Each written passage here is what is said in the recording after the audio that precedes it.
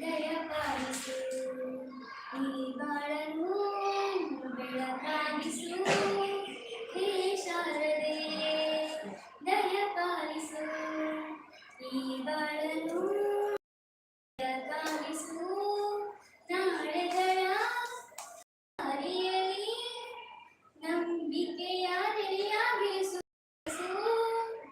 ಕೈ ಹಿಡಿದು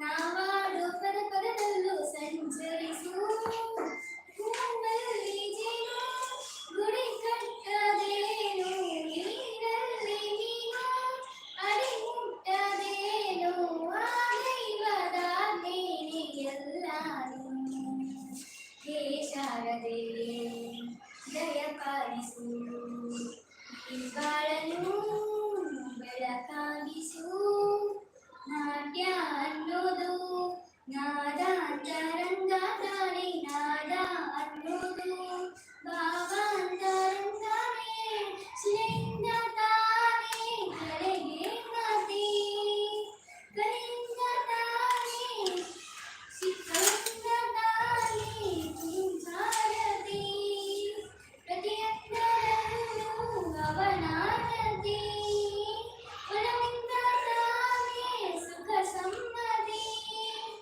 ಈ ಲೋಕವೇ ರಂಗಭೂಮಿ ರಂಗಾನ ನಡೆಯುತ್ತೆ ಸ್ವಾಮಿ ಪಾಲಿಗೆ ಬಂದಂತ ಪಾತ್ರಗಳನ್ನು ಜೀವಂತಿಸಿ ಹೇ ಶಾರದೆ ದಯಪಾಲಿಸು ಈ ಬಾಳನ್ನು ಬೆಳಕಾಗಿಸು ಹೇ ಶಾರದೆ ದಯಪಾಲಿಸು ಈ ಬಾಳನ್ನು ಬೆಳಕಾಗಿಸು.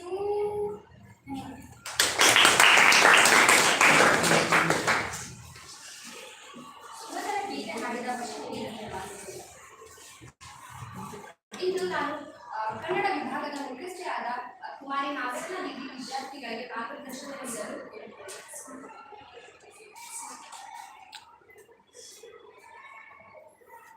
ಇಂದು ನಾನು ಕಾವ್ಯವನ್ನು ಸ್ವಾಗತ ಪರಿಚಯಕ್ಕಾಗಿ ಕೋರುತ್ತೇನೆ.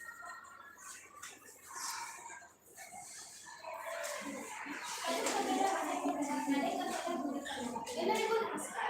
ಇಲ್ಲಿ ಉಪಸ್ಥಿತರಿರುವ ಉಪಪ್ರಧಾನಾಚಾರ್ಯರಾದ ಶ್ರೀ ಸುಧೀರಾಮ್ ನಮ್ಮೆಲ್ಲರ ಕಡೆಯಿಂದ ಹೃತ್ಪೂರ್ವಕ ಸ್ವಾಗತ ಮಾಡುತ್ತೇವೆ.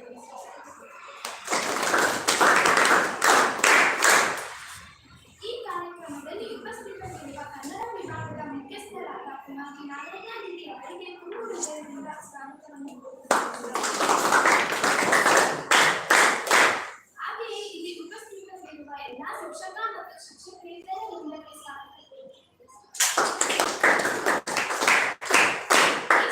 ಈ ಶುಭ ಸಂದರ್ಭದಲ್ಲಿ ಎಲ್ಲ ನನ್ನ ಸಹೋದರ ಸಹೋದರಿಗೆ ಸ್ವಾಗತವನ್ನು ಮಾಡುತ್ತೇನೆ.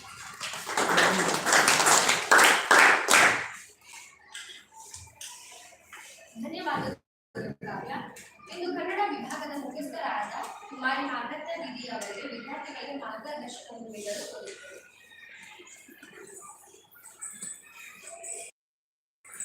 ಎಲ್ಲರಿಗೂ ನಮಸ್ತೆ. ನಿಮ್ಗೆಲ್ಲರಿಗೂ ತಿಳಿದಾಗೆ ನಾವು ಭಾಷಾ ಚಟುವಟಿಕೆಯನ್ನ ಹಮ್ಮಿಕೊಳ್ತಾ ಇದ್ದೀವಿ.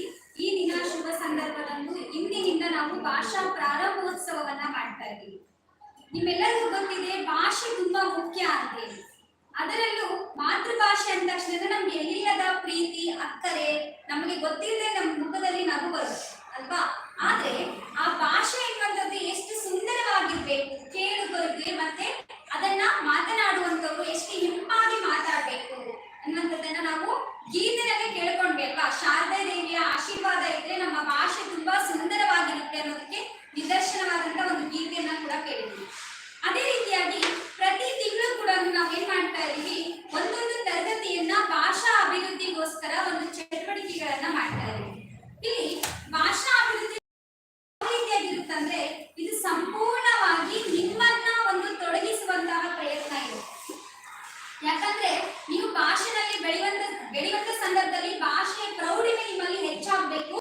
ಜೊತೆಗೆ ನೀವೇ ಸ್ವತಃ ಸ್ವರಚಿತ ಕವನಗಳನ್ನ ರಚಿಸೋದಾಗಿರ್ಬೋದು, ಯಾವುದೇ ಒಂದು ಕವಿತೆಗಳನ್ನ ರಚಿಸೋದಾಗಿರ್ಬೋದು.